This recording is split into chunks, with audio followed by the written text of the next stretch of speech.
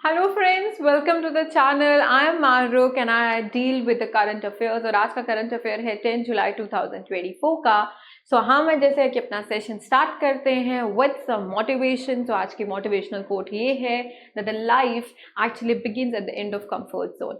जब हमारा comfort zone खत्म होता है, जब हम अपने आप को चैलेंज करने की कोशिश करते हैं, थोड़ा डिस्कम्फर्ट महसूस करते हैं on the way of success, actually the life actually begins that moment। तब तक तो बहुत अच्छी सुख सुविधा के साथ वो अच्छा ही लगता है। So actually the reality of life comes when we step out from our home or you can say the comfort zone, from that secure environment। जब हम secure environment पे जाते हैं और competition और challenges and failures हम face करते हैं, life तभी begin होती है। Only then we gain experiences and we are ready for this game, the bigger ones। So with this we are starting our session। ठीक है, ये दो न्यूज़पेपर से लिया गया है, The Hindu and Indian Express, right? So the number one, before we started, we are providing you the prelims pointer, जो हमें लगता है कि prelim exam के perspective से कुछ important topics हैं जो हम cover कर लें साथ साथ, तो अच्छा रहेगा। So number one is Integrated Tribal Development Program। So what is it? Flagship program है नाबार्ड का फॉर सस्टेनेबल ट्राइबल लाइवलीहुड।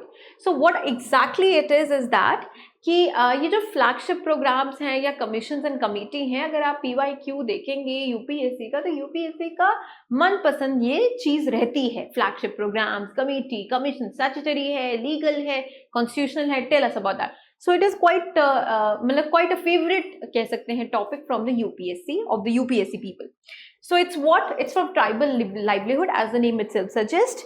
किस मॉडल पे बेस्ड है? इट्स बेस्ड ऑन द वादी मॉडल, ट्राइबल डेवलपमेंट का, जो with support national international agencies के support में ये मॉडल बनाया है।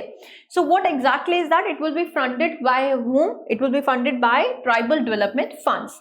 ऑब्जेक्टिव क्या है इस फंड का? टू रेप्लिकेट द मॉडल जो इंटीग्रेटेड होगा ट्राइबल फैमिलीज का बाय पार्टिसिपेटिंग बेसिस पर, लाइक एडॉप्शन करना सस्टेनेबल इनकम जनरेटिंग एक्टिविटीज को, जो उनकी नीड्स को और उनके पोटेंशियल, उस एरिया के पोटेंशियल को कवर कर सके। वो एक सबसे बड़ा ऑब्जेक्टिव है एक्चुअली इस प्लान का। The second one is to strengthen tribal institution, ताकि उन्हें महसूस होए इंक्लूसिवनेस। ठीक है, actually what happen is that tribal communities में इतना रिबेलियन देखने को क्यों मिलता है? क्योंकि उन्हें एक्सक्लूजन फील होती है। उन्हें एक्सक्लूजन फील होती है फ्रॉम द गवर्नमेंट पॉलिसीज, उन्हें एक्सक्लूजन फील होती है from the lack of representation on the bigger level. उन एक्सक्लूजन की वजह से, एक्सक्लूसिविटी की वजह से ट्राइबल कम्युनिटीज एक्चुअली रिबेलियस हो जाते हैं। So to overcome that thing, it is very important to enable the community to be partners in policy formulation and execution of programs and to improve the social and economic status. So and to build and strengthen producers organizers. So the number one is that पहला वाला social issues को cover करता है, दूसरा art and culture से है, that is a Kalamkari. So we are talking about a painting, कहाँ originate हुई थी, इसके अदर डिस्टिंक्ट क्या है, that is the Kalamkari. As such there is a picture of Kalamkari. Kalamkari saris होती हैं, सूट्स होते हैं, if you know about that. So it's quite a popular hand painting रहती है ये, जो ब्लॉक प्रिंटेड कॉटन टेक्सटाइल पे की जाती है और इवन की पेंटिंग भी होती है। That is developed in Andhra Pradesh. ये टेक्सटाइल ट्रेडिशन है, ठीक है, टेक्सटाइल पे, एज आई सेड ना, साड़ीज और सूट्स पे कलमकारी दुपट्टे होते हैं, कलमकारी सूट्स होते हैं। डेफिनेटली चलो नेक्स्ट सेशन पे अगर मुझे मिल गया तो I will where that Kalamkari dupatta which somebody gave me the gift over there। So it's a textile tradition during the reign of Qutb Shahis, जो गोलकंदा में है, ठीक है, 16th से 17th सेंचुरी में। नाउ ये आर्ट फॉर्म तिलांग एक रीजन में हुई बनी थी, स्टार्ट हुई थी, जो बिटवीन आंध्र प्रदेश और तेलंगाना में लाई करता है। So what actually the color means? Color means pen and kari means, it's a Urdu word, and kari means work, craftsmanship. So there are two distinct styles of kalamkari. One is Sri Kalahasti, Sri Kalahasti, and the other one is the Pedana style of kalamkari। With this we are heading towards the newspaper The Hindu, और इसका एक important article है जो काफी एक unfortunate और कह सकते हैं ट्रेजिक न्यूज को हैंडल कर रहा है, one of the social issues.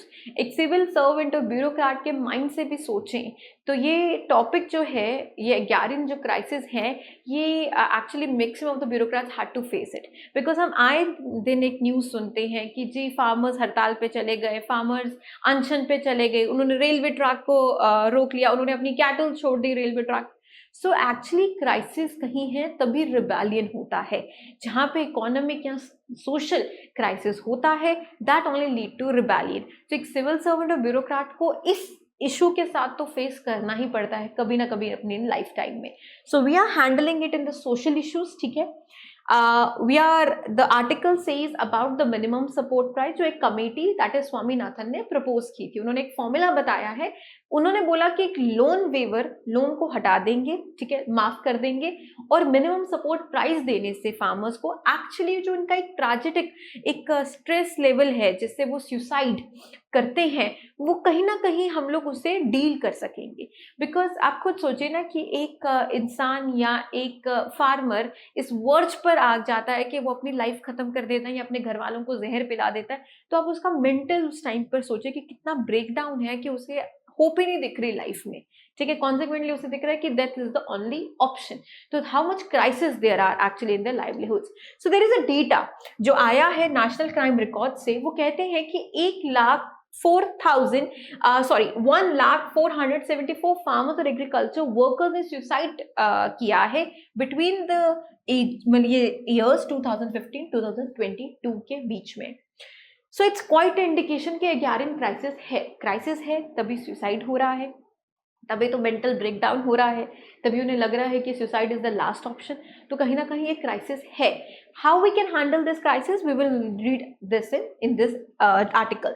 सो एक जो as I told you, Swaminathan commission ने एक फॉर्मूला दिया टू द गवर्नमेंट, प्रपोज किया कि C2+50 comprehensive cost plus 50% minimum support price रखेंगे। उससे क्या होगा, एक रेजिलियंस या एक सपोर्ट हो जाएगा to the farmers. So for that we need to understand some component of this formula. पहला हम समझते हैं A2 कॉस्ट क्या होती है। क्या होती है जी? That is an actual cost जो एक फार्मर इंकर करता है। उसके कंपोनेंट्स क्या है? That is cost of inputs like fertiliser, seeds and extra. Moreover एक एडिशनल एक चीज बताऊं, जब आप अगर आप अपने नोट्स शॉर्ट डाउन कर रहे हैं इस आर्टिकल से या जैसे भी कर रहे हैं, so one of the UPSC जिन्होंने क्रैक किया है, अचीवर ने ये चीज बोली भी है दैट जो एग्जामिनर होता है ना, और ये कहीं ना कहीं मैं बहुत सहमत रखती हूँ कि जब कोई भी एग्जामिनर होता है ना, जब वो पेपर चेक करता है ना, वो कभी भी हॉरिजॉन्टली नहीं चेक करता, वो हमेशा ना वर्टिकली पेपर को चेक करता है। मतलब इट्स क्वाइट इलिस्ट्रेटिव भी। तो अगर आप पॉइंटर्स में लिखें या पॉइंट्स लिखें और ऐसे कंपोनेंट्स लिखें with a line of highlighting it, तो ये काफ़ी ज़्यादा एक एग्जामिनर के लिए ईजी हो जाता है ये समझना कि जो बंदा है जिसने पेपर का आंसर दिया है और जिसने इस कॉम्पोनेंट्स में इसको डिस्ट्रीब्यूट किया है, वो जानता है what we are asking. So it's an additional thing. So दूसरा हमारे पास कंपोनेंट है that is A2 plus FL। FL क्या होता है जी? FL है हमारा family labour. So A2 the actual paid cost plus the family labour. So इसके कौन कौन से कंपोनेंट्स हैं? पेड आउट कॉस्ट हो गई, इंप्यूटेड वैल्यू हो गई, फैमिली लेबर जो इन्वॉल्व होती है कल्टीवेशन पे। चलिए जी, C2 मतलब comprehensive cost which will include A2 plus FL and 50% again. So इसके कंपोनेंट्स क्या है? इम्प्यूटेड कॉस्ट ऑफ प्रोडक्शन, ठीक है, imputed cost of family labour FL आ गया, और एडिशनल फैक्टर्स भी जैसे रेंट हो गया, कॉस्ट ऑफ कैपिटल हो गया जो कल्टीवेशन पे लगा है, प्लस 50%। तो स्वामीनाथन कमेटी जी कहते हैं कि C2 कॉम्प्रिहेंसिव कॉस्ट प्लस 50% हमें मिनिमम सपोर्ट प्राइस रखना है फार्मर्स का। Recommended the minimum support price should be C2 plus 50%. 50% is the price of that commodity. ठीक है जी? So other things what we can do to tackle this crisis, ठीक है, इस committee ने propose किया कि अगर हम कॉस्ट ऑफ प्रोडक्शन को घटा लें, ठीक है, कॉस्ट ऑफ प्रोडक्शन मीन्स अगर हम बिजली का खर्चा, पानी का खर्चा, फर्टिलाइजर्स का खर्चा, इंसेक्टिसाइड सस्ता कर दें, तो उससे कॉस्ट ऑफ प्रोडक्शन घटेगी। कॉस्ट ऑफ प्रोडक्शन घटेगी तो बेचारे फार्मर को लोन नहीं लेना पड़ेगा, ठीक है, उसका इतना कॉस्ट नहीं लगेगा वहाँ पे और उससे प्रॉफिट होगा। So loan waiver the other उन्होंने जो चीज बोली है method which can actually help us to handle this crisis is that loan waiver, कि एक बार गवर्नमेंट लोन माफ कर सकती है ना, one time loan waiver for the farmers और agriculture workers all over the country. That is what we are expecting from the budget. और अभी का जो न्यू गवर्नमेंट का बजट है that is going to be proposed on July 23 को। So this is some of the expectation कि हम चाहते हैं कि जो हमारी नई सरकार बैठी है जिनको हमने बिठाया है वो इस इकोनॉमी इस एग्रारियन क्राइसिस को, हमारे फार्मर्स की पीड़िता को हैंडल कर पाएगी? It's a high time to handle it. Okay, some of the irrigation projects, काफी इरिगेशन प्रोजेक्ट जो प्राइवेट कंपनीज में है, उससे क्या होता है कि कॉस्ट ऑफ वाटर काफी ज्यादा राइज अप होता है। तो अगर गवर्नमेंट, और काफी इरिगेशन प्रोजेक्ट्स हैं जो अभी मतलब कंप्लीट ही नहीं है, इनकम्प्लीट है, सो अगर गवर्नमेंट कंप्लीट कर लेगी इन इरिगेशन प्रोजेक्ट्स को, इससे क्या होगा कि लार्ज सेक्शन ऑफ लैंड जो है वो पानी उसे मिल जाएगा, that will come under irrigation, और उससे कॉस्ट ऑफ वाटर जो है वो डिक्रीज हो जाएगी। Other one is to expand मनरेगा, as you know, Mahatma Gandhi rural employment programme, radical land reforms, and to restore the corporate tax. So these are some of the major जो Swaminathan committee ने propose किए हैं। With this we can actually handle this crisis, right जी? चलें जी, as we are talking about the budget is quite in hype right now among the newspapers, among the news we can say, because budget propose करने वाली है new government, और there are some expectations from the budget. पहली expectation तो हमारी है कि एग्रारियन crisis को हैंडल कर लेगी। दूसरी एक्सपेक्टेशन जो हमने कल भी शायद आर्टिकल में पढ़ा था कि जो जॉबलेसनेस और ये स्किल गैप की मसला है ना, ये जो अनएम्प्लॉयमेंट है यूथ में, और जिससे इतना यूथ हमारा, इतनी कैपिटल हमारी वेस्ट हो रही है, उसे we are expecting something for those people in that budget. So ये बजट प्रपोज होने वाला है by the new government on July 23 को। It's an opportunity for the government, ये मीडियम टर्म और लॉन्ग टर्म गोल्स के बीच में बैलेंस आउट करें। So what we say that actually it has to rely directly on the growth driver, domestic growth drivers पर। So the short term objective could be to ensure एक 7% growth होनी चाहिए, while the medium term objective क्या होना चाहिए? To sustain the real GDP growth. As I told you yesterday also कि आपको अपनी इकोनॉमी की बुक खोलनी पड़ेगी before understanding this article, any article which is pertaining to economy, ठीक है ना, क्योंकि ये थोड़ा टेक्निकल सब्जेक्ट है, ठीक है। आपको 11th-12th के अगर आप मैक्रो इकोनॉमिक खोल लेंगे और वहाँ पे आप उसका chapter real and nominal GDP निकाल कर पढ़ेंगे, and if you will work on that with that efforts only, then you will be able to understand this article actually, ठीक है। चलिए, दिस वुड बी फैसिलिटेटेड कैसे होगा? By bringing the fiscal deficit relative to the GDP from the current level to the fiscal responsibility and the budget management जो consistent है 3% पे in the next 3 to 4 years, and the employment objective, ठीक है। by how? by actually making it more labor intensive sectors को लाना in the composition of output पे, only then we can be able to handle this employment objective को हम कर पाएंगे, ठीक है जी। इन कंक्लूजन, हम चाहते हैं कि जो बजट गवर्नमेंट प्रपोज करने लगी है, we want that this budget should aim to combine growth, तो होनी चाहिए बट एक स्टेबिलिटी के साथ। जैसे हमने पढ़ा कि रशिया बहुत अच्छा ग्रो कर रहा है इकोनॉमिकली, वर्ल्ड बैंक ने उसको GNI के टर्म्स पर काफी अच्छी पोजीशन पर ले आई है, ठीक है। But we know that as the economist are assuming it कि जैसे ये वॉर खत्म होगी, रशिया वापस आ जाएगा, जैसे अमेरिका आया था from the world war second के बाद इकोनॉमिक डिप्रेशन में, ग्रेट डिप्रेशन में वर्ल्ड चला गया था।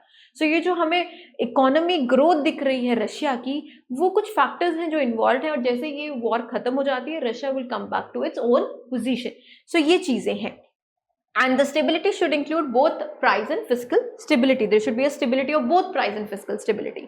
Now we are talking about Prime Minister Narendra Modi and Russian President Vladimir Putin. As we know कि Prime Minister Narendra Modi has gone to meet Russia's President Vladimir Putin, और यहाँ पर हम इस पिक्चर में देख रहे हैं कि mister Putin is putting a medal, वो मेडल पहना रहे हैं हमारे मोदी जी को, ठीक है।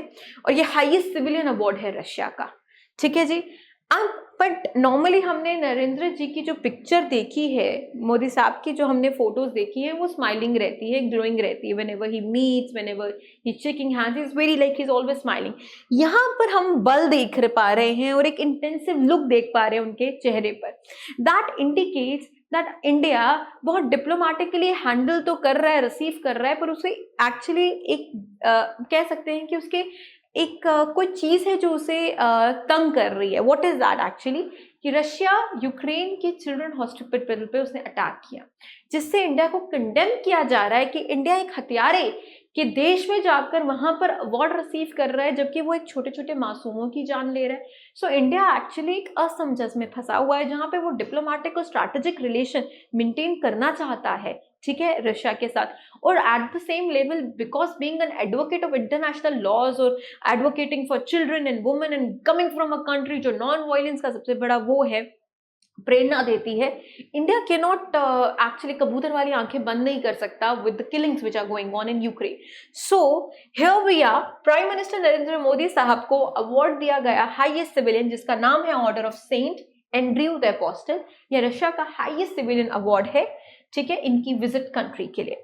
ये अवार्ड एक्चुअली 2019 में ही बोल दिया गया था, ठीक है, इट वाज प्रपोज्ड अनाउंस्ड, क्योंकि इंडिया का जो स्ट्रैटेजिक रिलेशनशिप्स हैं, उनकी पार्टनरशिप देखकर एंड एक्सेप्शनल सर्विसेज देखकर the Russia wants to award this to the prime minister. Now we will study as we are the aspirants of UPSC. तो अगर कोई चीज आएगी और हम ना पढ़ें, उसको डिग इन ना करें, तो ये हमारे मुंह पर कलंक होगा।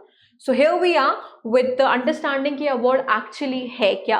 So this award, the Order of Saint Andrew Apostle, is given to prominent government and public figures, military leaders, and outstanding representation in various sectors of exceptional services. But one thing to be understood, ये civilians को नहीं दिया जाता, सिर्फ ये even की head of states को भी दिया जाता है, ठीक है जी। हिस्टोरिकल बैकग्राउंड क्या है, ये अवार्ड कुछ ऐसे प्रकार दिखता है, इस प्रकार दिखता है। ये अवार्ड आता है, इसका नाम आता है फ्रॉम सेंट एंड्रयू। वो कौन थे? ही वॉज एन अपोस्टल जो ट्रैवल किया, जिन्होंने रशिया को एक्चुअली, जिन्होंने रशियन ऑर्थोडॉक्स चर्च को इस्टेब्लिश किया, the church of Constantinople. So on his name this award is given. चलिए जी, पुराने रिसिपेंट्स कौन है इस अवार्ड के? Number 1 is your Michelle Kalashnikov. So Michelle, आप जानते हैं ये कौन है? सो एक्चुअली ये फादर ऑफ AK-47 है, जिन्होंने फाउंड की है ये AK-47, जिसने रशिया को काफी हेल्प की during the cold war time and even the defence assault rifle, one of the best assault rifles कहते हैं AK-47 को। Defence quite the defense leaders and even the terrorists are using this assault rifle, ठीक है। सो ये founder है, इन्हें ये award मिल चुका है। सर्जी मिखेलकोव को मिला है, मिखेल गोर्बाचेव को मिला है। कुछ फॉरेन लीडर्स जिन्होंने रिसीव किया है, दैट इज द फॉर्मर, आपके चाइनीज प्रेसिडेंट कह सकते हैं Xi Jinping and former Kazakhstan president Nursultan Nazarbayev. Here we are with the question, मिलकर सॉल्व करते हैं। हमें बताना है इसमें से करेक्ट स्टेटमेंट क्या है। पहली स्टेटमेंट कहती है order of Saint Andrew the apostle, क्या ये हाईएस्ट सिविलियन अवार्ड है रशिया में? ऑफ कोर्स है, it's a true, that's what we have studied, right. This award can only be accorded to civilians, as I told you ना कि ये सिर्फ civilians को नहीं है, हेड्स ऑफ स्टेट्स को भी दिया जाता है। So this statement is false, clear है।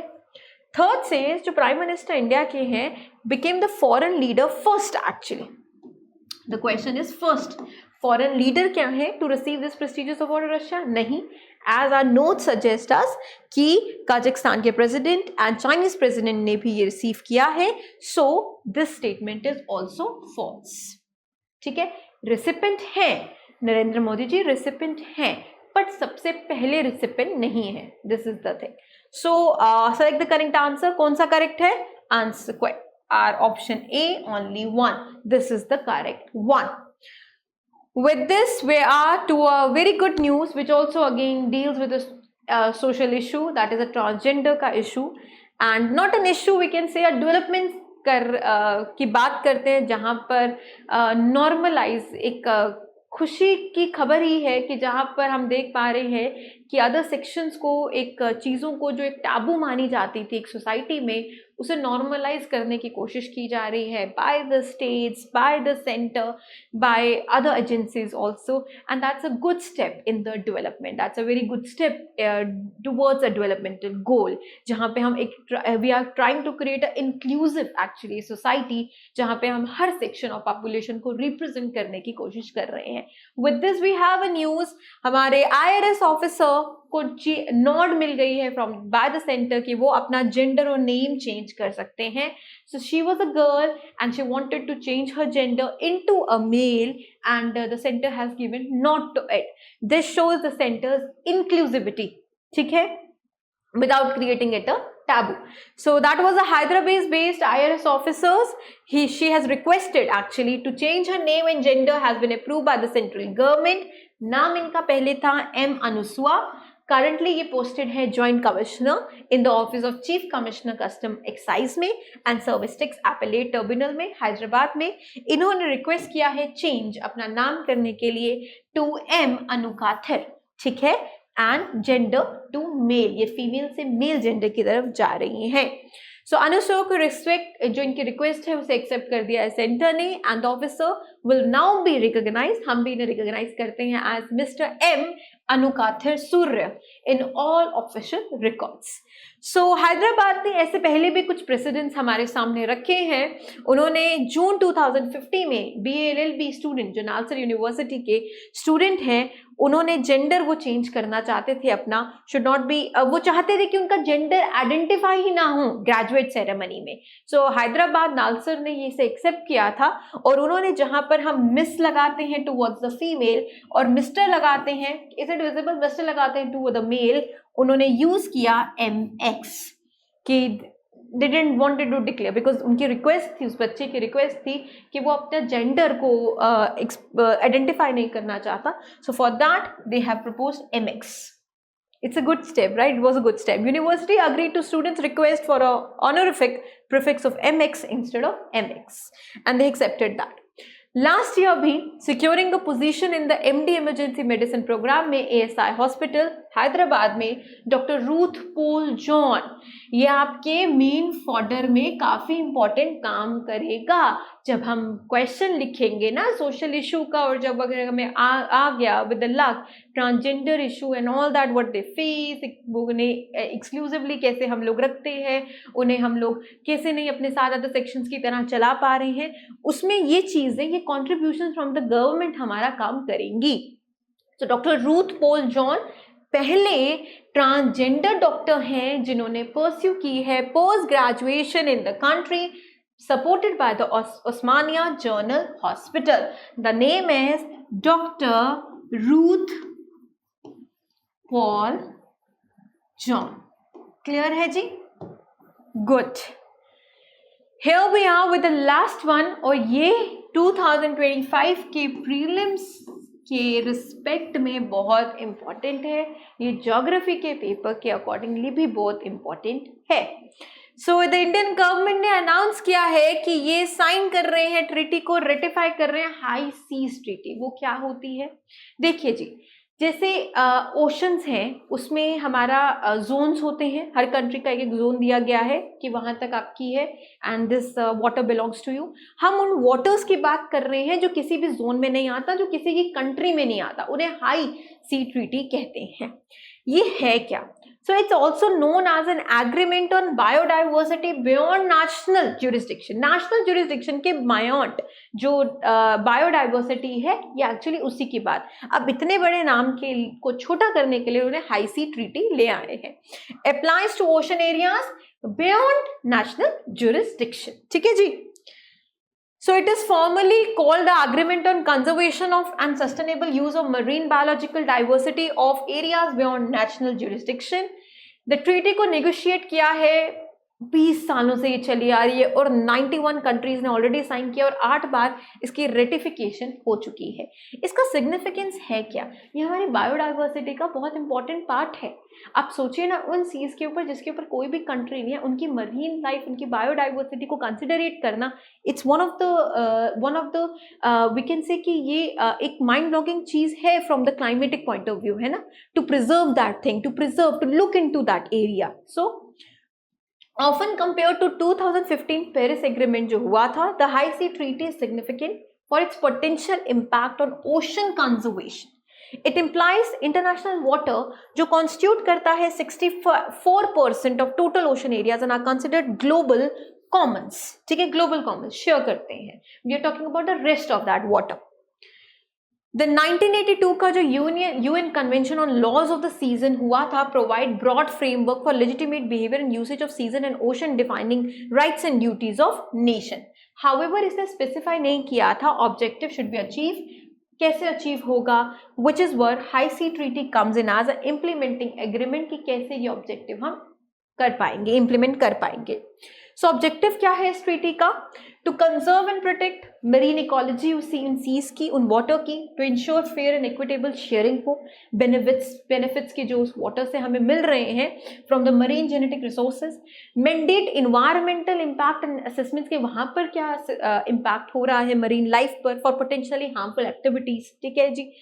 To facilitate capacity building and transfer of marine technologies to developing countries. So has the treaty entered into force? नहीं, अभी नहीं। The High Sea Treaty will come into force at least जब 60 countries इसे ratify करेंगी, ठीक है। The ratification process varies by country and indicates a legal commitment to the treaty provisions. Once ratified by the 60th country, the treaty will become international law। 120 दिनों के बाद ये international law बन जाएगा जैसे 60 कंट्रीज इसे रेटिफाई करते हैं। सो ये प्रीलिम्स के पॉइंट ऑफ व्यू से या ये कह सकते हैं मेंस पॉइंट ऑफ व्यू से इट्स वेरी इंपॉर्टेंट फ्रॉम 2025 के यूपीएससी में। We will be, I am very sure that we will be able to see this type of question over there. So with this हमारा ये session complete होता है। I hope it's helpful to you, I hope मैं मदद कर पा रही हूँ आपकी प्रिपरेशन में। सो काइंडली बने रहिए, ठीक है।